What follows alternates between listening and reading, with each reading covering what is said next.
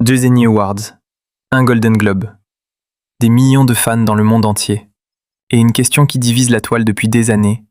Zendaya est-elle vraiment la grande actrice que tout le monde célèbre, ou est-elle simplement le produit le mieux marketé de sa génération?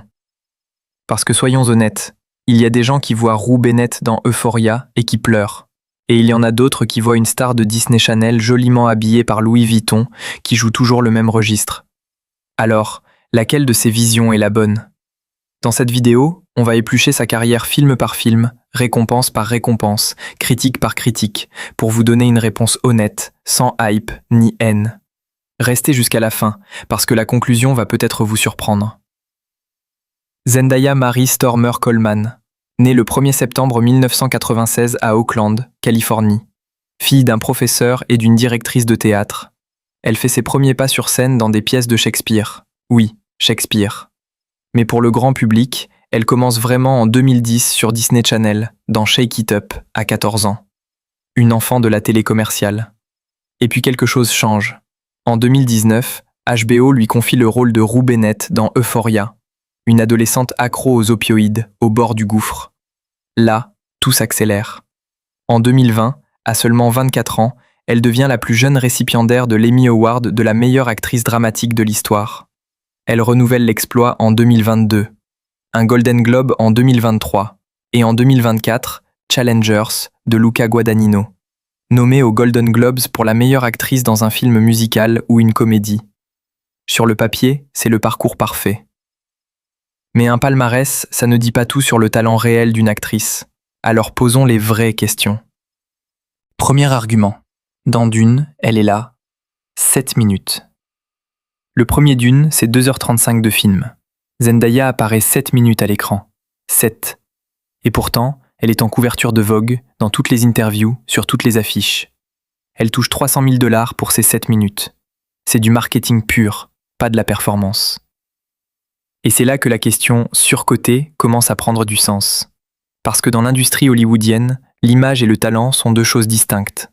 Zendaya, c'est 177 millions d'abonnés sur Instagram. C'est une icône de mode. C'est la fiancée de Tom Holland.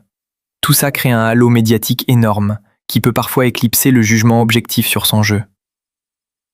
Deuxième argument, son registre de jeu reste limité. Des critiques sur IMDb pointent quelque chose de précis. Un spectateur écrit que même dans Euphoria, Zendaya se positionne toujours parfaitement pour la caméra, mais que la connexion avec le personnage reste parfois froide.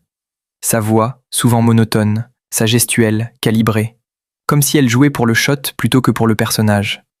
Dans Challengers, certains critiques estiment que Mike Feist et Josh O'Connor lui volent la vedette, que son personnage de Tashi est aussi plat qu'une feuille de papier, et que ça lui facilite un peu la tâche. Troisième argument, les Oscars ne l'ont jamais nommé. C'est le baromètre ultime. 2 Emmy Awards, un Golden Globe, mais aucune nomination aux Oscars. Ni pour Euphoria, ni pour Challengers, ni pour Dune. L'Académie, souvent plus rigoureuse, ne l'a pas retenu. Ce n'est pas anodin. Alors oui, il y a une vraie question à poser. Est-ce que Zendaya bénéficie d'un capital sympathie, d'un storytelling de jeune prodige qui gonfle un peu artificiellement sa réputation? Peut-être.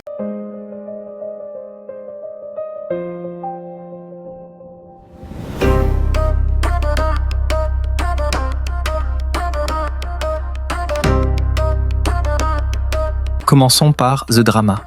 Sorti le 3 avril 2026, produit par A24, réalisé par Christopher Borgli, le même qui a signé Dream Scenario avec Nicolas Cage.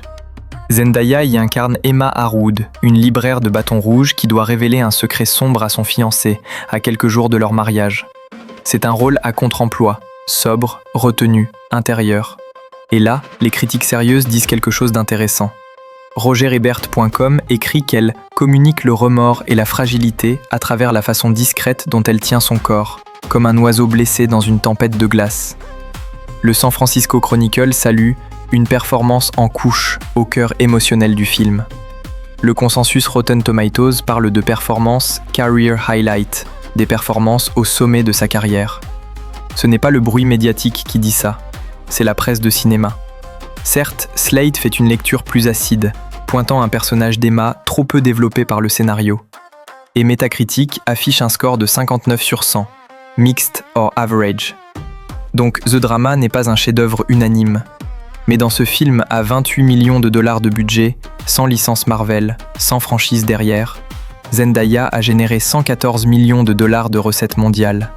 C'est la 5e fois seulement dans l'histoire d'A24 qu'un film passe la barre des 100 millions. Et The Drama dépasse même Challengers, qui avait plafonné à 96 millions. C'est là où la question du bankable devient centrale. Parce qu'une actrice surcotée, en théorie, ça ne remplit pas les salles sur des films originaux. Ça ne vend des tickets que sur des IP établis. Marvel, Harry Potter, Disney.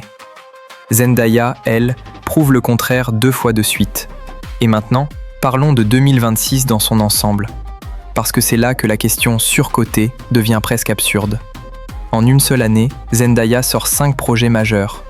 The Drama en avril. Euphoria saison 3 sur HBO, aussi en avril. The Odyssey de Christopher Nolan, où elle joue Athéna, la déesse de la sagesse, en juillet. Spider-Man Brand New Day, aux côtés de Tom Holland, fin juillet. Et pour finir l'année, Dune Part 3 de Denis Villeneuve, en décembre. On parle d'A24, de Nolan, de Marvel et de Villeneuve, en même temps. Aucun autre acteur en activité ce moment ne tourne sur ces 4 fronts simultanément. Ni Florence Pugh, ni Sydney Sweeney, ni Austin Butler. Personne.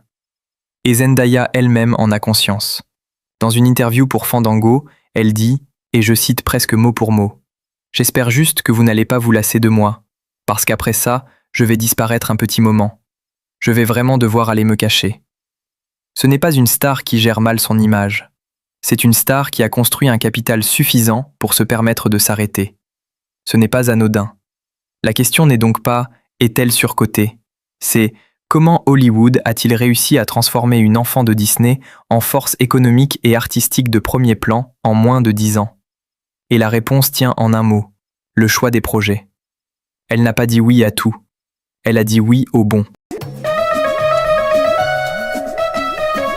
Voilà ma réponse. Zendaya n'est pas surcotée comme actrice, mais elle est surmédiatisée comme icône. Et cette confusion entre les deux est au cœur de tout le débat. Quand on lui donne un vrai rôle, de la chair, de la contradiction, de la douleur, elle livre. Euphoria le prouve, The Drama le confirme. Mais quand Hollywood l'utilise comme mannequin cinématographique, comme dans le premier Dune, la critique est légitime. Ce qu'il faut surveiller, c'est la suite. À 29 ans, elle est à un carrefour. Elle peut s'enfoncer dans le star system et tourner des blockbusters en pilote automatique, où elle peut continuer à prendre des risques, à choisir des rôles qui bousculent. C'est ça qui décidera si elle rejoint les grandes, les Cate Blanchett, les Meryl Streep, ou si elle reste une très belle étoile filante des années 2020. La question n'est pas « est-elle surcotée aujourd'hui ?» La question est « aura-t-elle le courage de mériter sa réputation demain ?» Si vous pensez que j'ai raté quelque chose, une performance, un film, dites-le dans les commentaires. Et si vous voulez qu'on analyse un autre acteur ou actrice de sa génération, n'hésitez pas à m'en faire part aussi en commentaire.